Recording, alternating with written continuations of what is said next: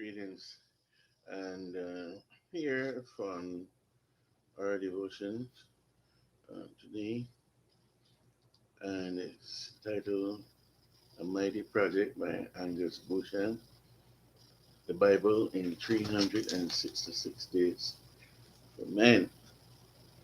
And as I look on this passage today, as we go through the Bible, we pick up one uh, passage in First Samuel chapter 1, going from verses 17 to 28.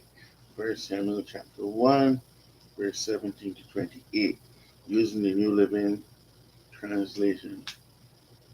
In that case, Elisha said, "Go in peace. May the God of Israel grant the request you have asked of him." "Oh, thank you, sir," she exclaimed. Then she went back and began to eat again, and she was no longer sad. When Elkanah slept with Hannah, the Lord remembered her plea, and in due time she gave birth to a son. She named him Samuel, for she said, "I asked the Lord for him." Next year, Elkanah and his family went on their annual trip to offer a sacrifice to the Lord. But Hannah did not go. She told her husband, "Wait until the boy is weaned. Then I will take him to the tabernacle and leave him there with the Lord permanently." "Whatever you think is best," Elkanah agreed. "Stay here for now, and may the Lord help you keep your promise." So she stayed home and nursed the boy until he was weaned. When the child was weaned, Hannah took him to the tabernacle in Shiloh. They brought along a 3-year-old bull for the sacrifice, and a basket of flour and some wine. After sacrificing the bull, they brought the boy to Eli. "Sir, do you remember me?" Hannah asked. "I am the woman who stood here several years ago praying to the Lord. I asked the Lord to give me this boy, and he has granted my request. Now I am giving him to the Lord, and he will belong to the Lord his whole life." And they worship the Lord there. This is a very, it's a very interesting passage. I mean, I smile, but I am reading and I am trying to think, how desperate can a person be, or how serious can a person be that person will make a bargain with God.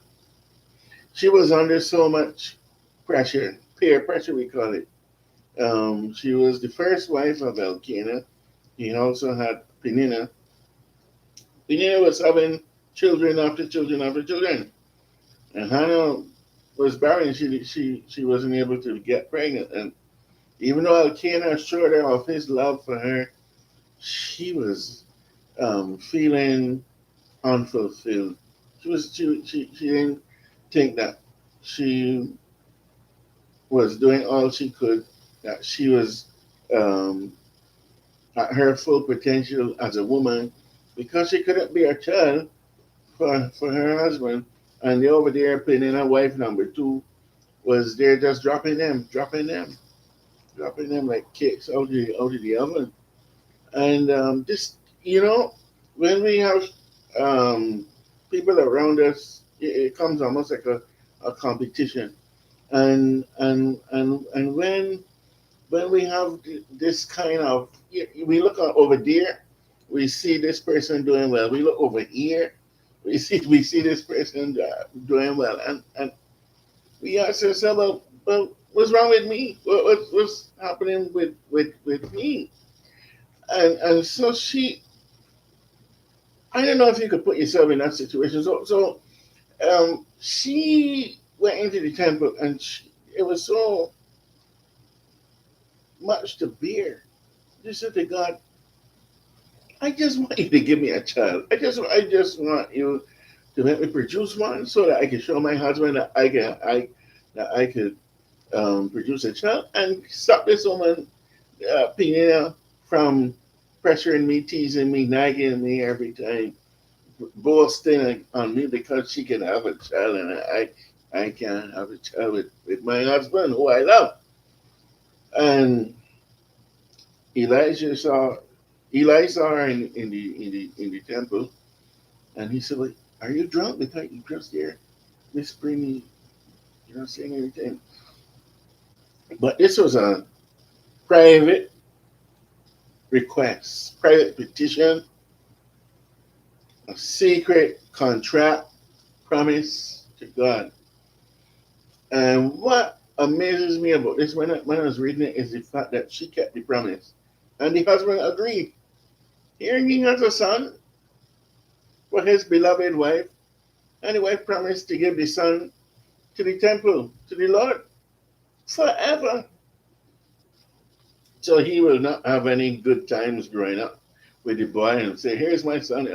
Every time they go to the temple once a year to give the sacrifice, he will see the son over there and hope that the son recognizes him or remember who he is.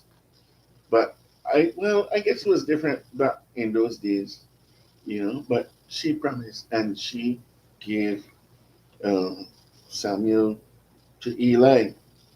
Well, what comes up from there to me as I'm reading this and looking at it? Let me see what Buchan says. Buchan says Hannah cried out to God for a child, and God honored her prayers. Samuel was one of the most faithful and holy prophets in the Old Testament. It is the prayer of faith that moves the hand of God.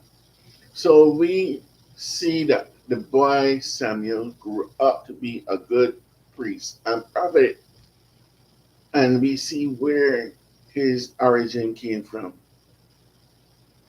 Out of People say, can something good come out of a bad thing?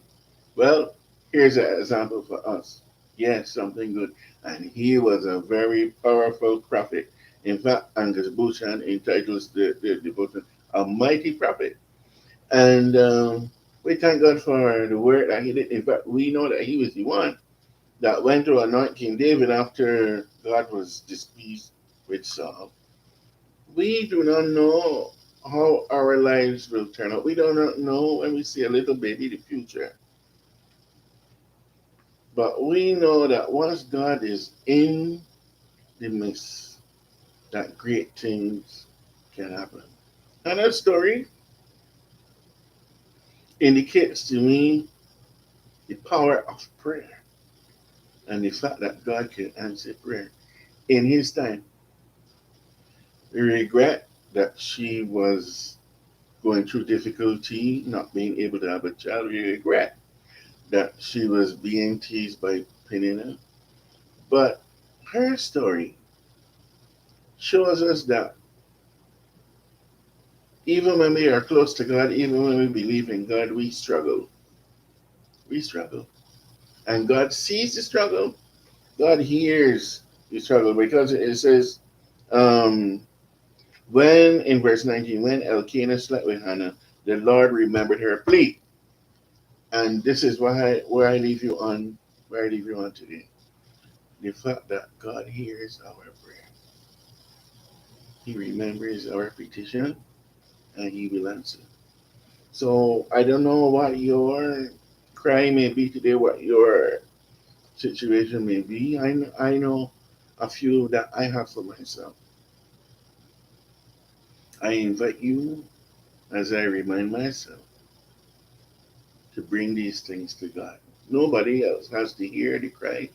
Nobody else has to hear the prayer. Just like Hannah, they're moving our lips. We don't even have to speak. We don't even have to move our lips. But spend some time in private and just talk to God. Sometimes you could be in a crowd and you just whisper and pray to God. Lord, deliver me. Lord, help me. Lord, be merciful to me. Lord, help me to be faithful to you as you are faithful to me. Lord, help me to love you as you continue to love me. Lord, help me to show mercy as you also show mercy to me. God will hear your prayer. God will answer your prayer. God will honor your prayer. But remember, he does it in his time. Blessing.